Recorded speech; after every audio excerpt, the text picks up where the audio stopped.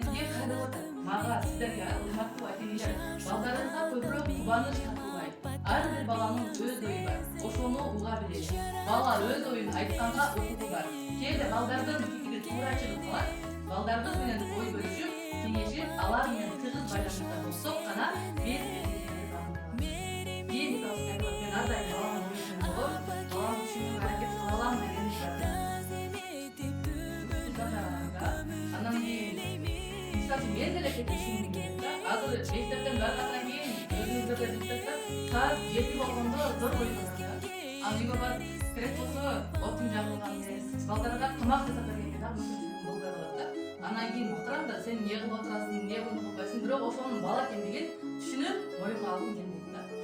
Бул бардыгыбыздын башыбыздан иш болсо керек.